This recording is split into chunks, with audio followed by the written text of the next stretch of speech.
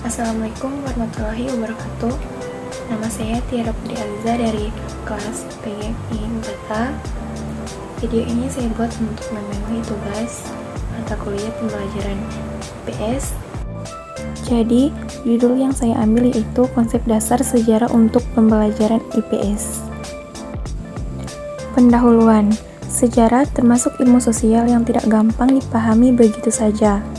Kurang lebih, demikianlah anggapan banyak kalangan soal ilmu sejarah. Bahkan, dalam pemahamannya sering terjadi tumpang tindih antara pemahaman sejarah dengan pemahaman arkeologi, filologi, dan antropologi. Lebih rumit lagi, sejarah mendapatkan tempat dalam kurikulum sekolah, yang mana ini berarti sejarah harus dipahami tidak hanya secara metodologis, melainkan juga harus dimengerti secara pedagogis. Konsep dasar sejarah.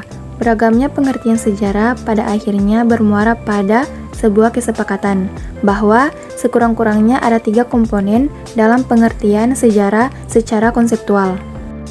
Karena merupakan suatu pengertian konseptual, ketiganya dapat diasumsikan sebagai rumusan sebagai peranan dan kedudukan, bahkan sebagai sudut pandang atau perspektif. Sementara, sebelum pembahasan masuk pada ruang lingkup, terlebih dahulu perlu dipahami 3 rumusan sejarah di bawah ini. Yang pertama, sejarah sebagai peristiwa. Sejarah dapat memenuhi syarat objektivitasnya sebagai bidang ilmu yang merekam masa lampau secara valid. Segala peristiwa dalam tulisan Miftahuddin didukung oleh banyak dokumen-dokumen yang valid yang membuktikan bahwa peristiwa kolonialisme memang bukan hanya perombakan struktur sosial budaya yang sudah mapan, melainkan kolonialisme juga diiringi oleh pembangunan berkelanjutan dan sentralisasi kekuasaan. Hal ini pun rupanya juga diperkuat oleh Sunal dan Haas. Menurutnya, sejarah adalah kajian kronologis yang menafsirkan dan memberi makna terhadap peristiwa dengan menerapkan metode yang sistematis untuk mengungkapkan fakta. Namun, jika sesuatu yang lazim terjadi itu mempunyai makna sosial, maka itu akan diambil oleh sejarah sebagai suatu topik yang bagus untuk dikaji.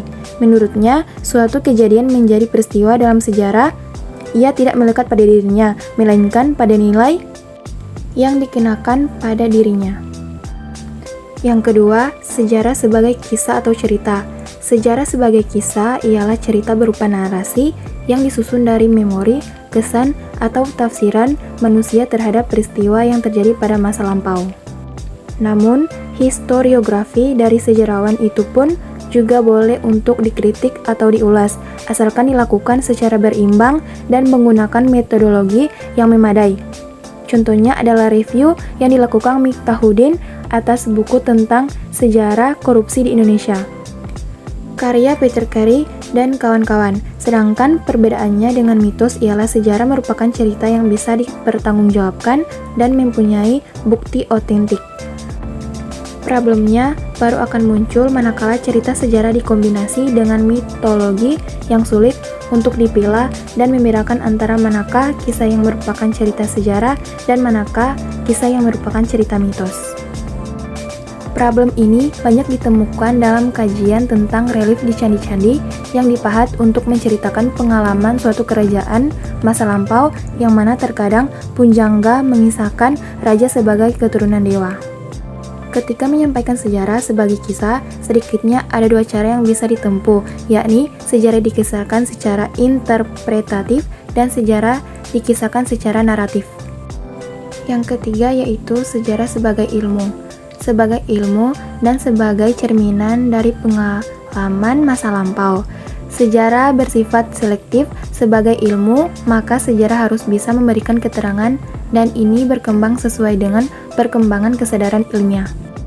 Kaidah-kaidah itu, menurut Miftahuddin, harus dipenuhi agar informasi yang disajikan sejarah dapat diterima akal sehat dan mengandung nilai manfaat untuk manusia. Sejarah sebagai ilmu mempelajari sejarah sebagai aktualitas dan mengadakan penelitian serta mengkaji tentang peristiwa dan cerita sejarah. Apa yang membedakan ilmu dan bukan ilmu ialah terletak pada metode ilmiah yang digunakan untuk mendekati dan menemukan kebenaran tersebut. Sejalan dengan 3 konsep dasar sejarah, menurut Kuntowijoyo, sejarah adalah ilmu tentang sesuatu yang tertentu dan satu-satunya. Ruang lingkup sejarah. Secara historis, bidang ilmu ini muncul karena beberapa akademis kolega Engerman membentuk sebuah komunitas yang menelaah sejarah secara kuantitatif menggunakan data statistik. Sedangkan dalam konteks Indonesia, sejak 1980-an, sejarah ekonomi telah banyak diabaikan, terutama di kampus-kampus, dan digantikan dengan ekonomi masa depan yang berorientasi pada pasar bebas. Penting untuk diketahui bahwa kebudayaan itu sendiri merupakan semua perwujudan, baik struktur maupun proses kegiatan manusia dalam dimensi ideasional, etis, dan estetis. Semua bentuk manifestasi keberadaan manusia baik artifek, mentifek, dan sosifek termasuk dalam produk-produk kebudayaan manusia. Sedangkan sejarah kebudayaan mengkaji kebudayaan baik berupa proses maupun hasil dari kebudayaan manusia di masa lalu yang mempunyai signifikasi terhadap manusia setelahnya. Sejarah kebudayaan sangat berguna dalam penelitian sosial yang berusaha mengatasi masalah-masalah sosial temporer dengan cara mempelajari masa lampau dari suatu kelompok komunitas. Nilai-nilai moral dalam sejarah. Pengalaman atau sejarahnya lah yang membentuk kepribadian nasional serta identitas nasionalnya. Bangsa yang tidak mengenal sejarahnya ibarat orang yang kehilangan memorinya, ialah orang pikun atau sakit jiwa.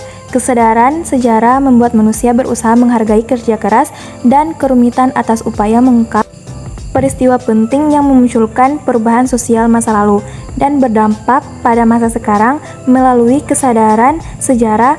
Menurut Sojatmoko, orang dapat melihat realitas sosial yang dihadapi dengan segala problemnya.